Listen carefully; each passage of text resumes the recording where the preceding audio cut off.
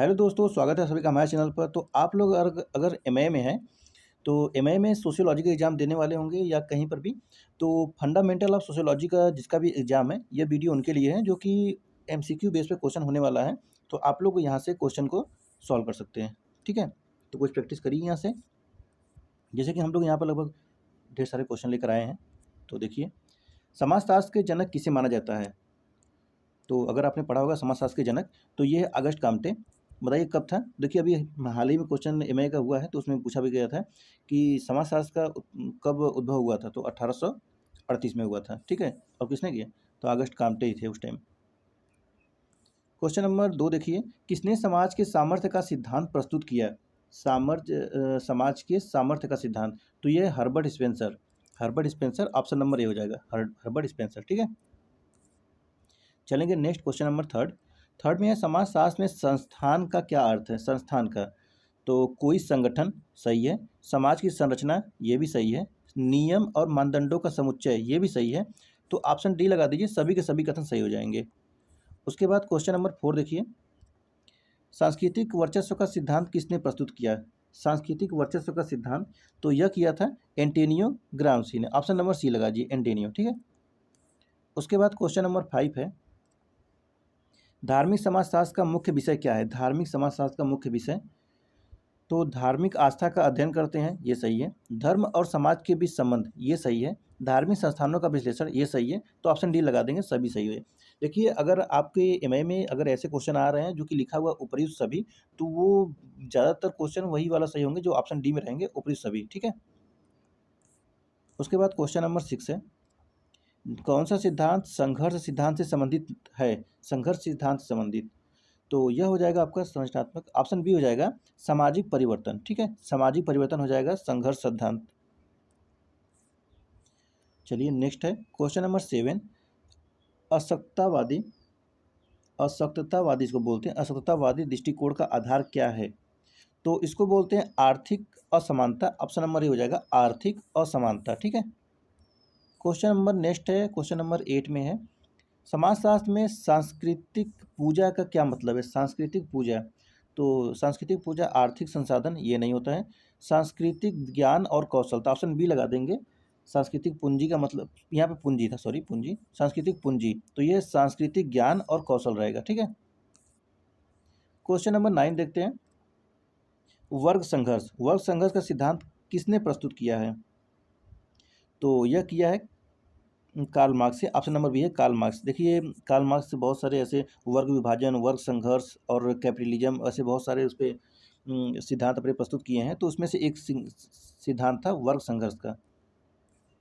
Question number 10, समाजशास्त्र में अभिनव किसे कहते हैं? अभिनव, अभिनव समाजशास्त्र भी होता है। ऐसे अगर आप एमए में पढ़े होंगे तो अभिनव का भी जिक्र आता है।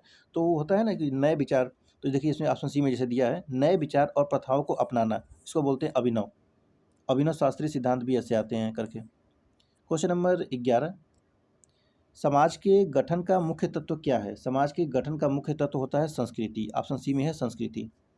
अगर कोई भी समाज का गठन किया जा रहा है तो उसके संस्कृति के आधार पर उसका गठन किया जाता है। चलिए क्वेश्चन नंबर नेक्स्ट देखते हैं 12, समाजशास्त्र में सामाजिकरण का अर्थ क्या होता है? सामाजिकरण का अर्थ होता है सामाजिक मानदंडों और मूल्यों को सीखना होता है। ऑप्शन नंबर सी हो जाएगा। अगर किसी भी समाज में उसका सामाजिकरण किया जा रहा है तो उसके मानदंडों यानी उसके नियम और उसके मूल्यों यानी उसके जो वैल्यू होता है उसको सीखना पड़ता है। अगला क्वेश्चन है, क्वेश्चन नंबर 13 है, किसने धार्मिक आत्मा और पूंजीवादी आत्मा के बीच संबंध की व्याख्या की है? तो किसने किया है? तो यह किया है max Weber. Option number A में है, मैक्स वेबर ने किया है। अगला क्वेश्चन, क्वेश्चन नंबर 14 है, प्राथमिक समूह का उदाहरण क्या है? प्राथमिक समूह का उदाहरण, तो यह हो जाता है आपका परिवार हो जाएगा। ऑप्शन बी हो जाएगा परिवार, ठीक है? आगे बढ़ते हैं क्वेश्चन नंबर 15, समाजशास्त्र में धार्मिक विच्छिन्नता का क्या मतलब होता है? तो यह होता है धार्मिक आस्था में कमी। ऑप्शन नंबर बी में है, धार्मिक आस्था में कमी हो जाता है, ठीक है? क्या मतलब होता है? तो धार्मिक आस्था में कमी। आगे बढ़ेंगे, समाजीकरण के एजेंट कौन कौन से हैं? समाजीकरण के एजेंट, परिवार, विद्यालय, मीडिया, उपयोग, सभी, तो सभी हो जाएंगे। समाजीकरण में योगदान परिवार भी देता है, हम विद्यालय भी देता है और मीडिया भी देता है। क्वेश्चन नंबर 17, संरचनात्मक कार्यात्मकता का सिद्धांत किससे संबंधित है? तो यह है संबंधित समाज की स्थिरता और सामंजस्य। ऑप्शन नंबर ए लगा दीजिए। अगला क्वेश्चन है, क्वेश्चन नंबर 18 है, समाजशास्त्र में सांस्कृतिक विच्छिन्नता का अर्थ क्या है?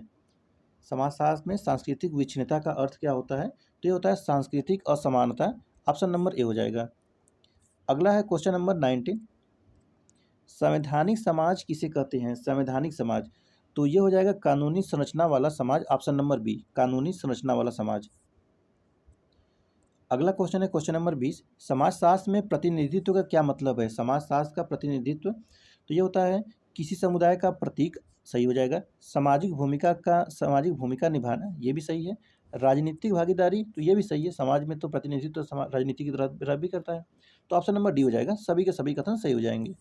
चलिए क्वेश्चन नंबर 21, वही सेम क्वेश्चन है समाजशास्त्र के जनक, तो अब तो इसको बता ही सकते हैं आप। तो मैं इसको 21 नंबर क्वेश्चन का आप आंसर कमेंट बॉक्स में करिए, लिखिएगा नंबर 21 और उसका आंसर ABCD में से, ठीक है?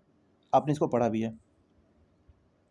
क्वेश्चन नंबर 22, किस समाजशास्त्री ने प्रत्येक समाज का समान रूप सिद्धांत प्रस्तुत किया है? तो यह किया है तलकट नहीं होगा यहाँ पे, बल्कि यहाँ पे टालकट पार्सन होता है। अब मान लीजिए कि इन लोग का नाम ही ऐसा है, तो क्या करेंगे, टालकट पार्सन होगा। ऑप्शन नंबर ए, ठीक है, टालकट पार्सन। क्वेश्चन नंबर 23 है, अर्थव्यवस्था और समाज पुस्तक के लेखक कौन है? अर्थव्यवस्था और समाज पुस्तक के लेखक, तो ये होते हैं Max Weber. Option number B हो जाएगा। क्वेश्चन नंबर 24 देखिए, संस्कृति का नृविज्ञान का सिद्धांत किसने प्रस्तुत किया है? तो यह किया है क्लिफोर्ड गिर्ज। ऑप्शन नंबर लगा लीजिए, ऑप्शन नंबर डी हो जाएगा, क्लिफोर्ड गिर्ज। क्वेश्चन नंबर 25 देखिए, सामाजिक क्रिया का सिद्धांत किससे संबंधित है? सामाजिक क्रिया का संबंध होता है व्यक्तिगत। ऑप्शन नंबर डी है, व्यक्तिगत क्रियाएं। अब आगे बढ़ेंगे क्वेश्चन नंबर 26, समाजशास्त्र में नव पारंपरिकता का अर्थ क्या है? नव पारंपरिकता का अर्थ होता है नई और पुरानी प्रथाओं का मिश्रण। ऑप्शन नंबर बी हो जाएगा, नई और पुरानी प्रथाओं का मिश्रण। क्वेश्चन नंबर 27 है, संस्थानों का समाजशास्त्र का अध्ययन किससे संबंधित है? तो यह संबंधित है सामाजिक संरचना, सोशल स्ट्रक्चर किसमें है? ऑप्शन नंबर डी में, सोशल स्ट्रक्चर, सामाजिक संरचना। चलिए नेक्स्ट है क्वेश्चन नंबर 28, संस्थागत विस्थापन का अर्थ क्या होता है? तो यह होता है संस्थानों का हस्तांतरण। ऑप्शन नंबर सी में, संस्थानों का हस्तांतरण। अगला है क्वेश्चन नंबर 29, सामाजिक गतिशीलता का अध्ययन किस समाजशास्त्री ने किया है? पियरे वेडियो या मैक्स वेबर या कार्ल मार्क्स या एमिल दुर्कheim? बताइए किसने किया है? तो यह किया है Pierre video. Option number A हो जाएगा। क्वेश्चन नंबर 30, सामाजिक संघर्ष का सिद्धांत किससे संबंधित है? सामाजिक संघर्ष, सामाजिक स्थिरता या आर्थिक असमानता या सांस्कृतिक संघर्ष या सामाजिक सामंजस्य? तो इसका हो जाएगा आर्थिक असमानता। ऑप्शन नंबर बी लगा देंगे, आर्थिक असमानता हो जाएगा option number B. Question number 31 देखते हैं, सांस्कृतिक संघर्ष का सिद्धांत किसने प्रस्तुत किया है? Karl Marx, Max Weber, Pierre वेडियो या सैमुअल हंटिंगटन? तो ये हो जाएगा Samuel Huntington. Option number D हो जाएगा। आगे बढ़ेंगे क्वेश्चन नंबर 32, सांस्कृतिक स्थायित्व का अर्थ क्या है? सांस्कृतिक परिवर्तन या सांस्कृतिक विविधता या सांस्कृतिक निरंतरता या सांस्कृतिक असमानता? तो ये हो जाएगा आपका सांस्कृतिक निरंतरता। ऑप्शन नंबर सी हो जाएगा, ठीक है, ऑप्शन नंबर सी। आगे बढ़ेंगे क्वेश्चन नंबर 33, समाजशास्त्र में अस्मिता का क्या अर्थ है? अस्मिता व्यक्तिगत पहचान या सामाजिक भूमिका, सांस्कृतिक पहचान या उपरोक्त सभी? तो इसमें लगाएंगे आप ऑप्शन नंबर डी, उपरोक्त सभी, ठीक है, ऑप्शन नंबर डी हो जाएगा। क्वेश्चन नंबर 34, समाज के आधुनिकीकरण का मुख्य तत्व क्या है? तकनीकी विकास, आर्थिक विकास, सांस्कृतिक विकास या उपरोक्त सभी? तो ये हो जाएगा उपरोक्त सभी। Option number D. Question number 35, समाजशास्त्री कल्पना का सिद्धांत किसने प्रस्तुत किया? Max Weber, C Wright Mills, Karl Marx या टालकट पार्सन? तो ये हो जाएगा C Wright Mills. Option number B लगा देंगे। क्वेश्चन नंबर 36, समाजशास्त्र में प्रतीकात्मक अंतःक्रिया का अर्थ क्या है?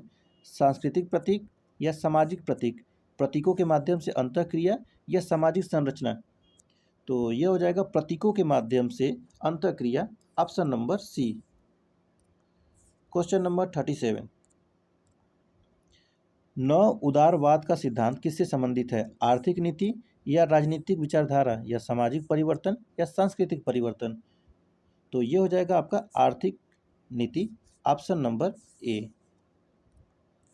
चलिए आगे बढ़ते हैं। क्वेश्चन नंबर 38, समाजशास्त्र में पारिवारिक संरचना का अध्ययन किसके लिए महत्वपूर्ण है? सामाजिक संगठन, सामाजिक नियंत्रण, सामाजिक परिवर्तन या उपरोक्त सभी? तो ये हो जाएगा उपरोक्त सभी, ऑप्शन नंबर डी हो जाएगा। क्वेश्चन नंबर 39, सामाजिक प्रक्रिया का मुख्य तत्व क्या है? सामाजिक संबंध, सामाजिक संगठन, सामाजिक परिवर्तन या सामाजिक संरचना? तो ये हो जाएगा सामाजिक परिवर्तन, सामाजिक परिवर्तन, ऑप्शन नंबर सी है। क्वेश्चन नंबर 40 है, समाजशास्त्र में सांस्कृतिक पुनरुत्थान का क्या अर्थ है? सांस्कृतिक पुनरुत्थान, सांस्कृतिक परिवर्तन, सांस्कृतिक पुनर्जीवन, सांस्कृतिक नवाचार या सांस्कृतिक समायोजन? तो ये हो जाएगा आपका सांस्कृतिक पुनर्जीवन, ऑप्शन नंबर बी हो जाएगा, सांस्कृतिक पुनर्जीवन। तो ठीक है, तो देखिए ये यहाँ पर हम लोग 40 क्वेश्चन किए हैं। तो आपने देखा कि ये फंडामेंटल सोशियोलॉजी है। तो आपका एग्ज़ाम ये माइनर एग्ज़ाम होने वाला है, तो इसमें आप ऐसे कुछ क्वेश्चन कर सकते हैं जो कि आपके एग्ज़ाम में आएंगे। बहुत सारे ऐसे लेखक से क्वेश्चन पूछे जाएंगे, तो लेखक को याद करिए, इसको वीडियो को आप ज़्यादा से ज़्यादा देखिए और अपने दोस्तों में भी शेयर करिए जिसका भी एग्ज़ाम हो। चलिए हम लोग फिर मिलते हैं। अगर और भी किसी ऐसे टॉपिक वीडियो चाहिए तो आप हमें कमेंट कर सकते हैं, कमेंट बॉक्स आपके लिए खुला हुआ है। चलिए, थैंक यू सो मच।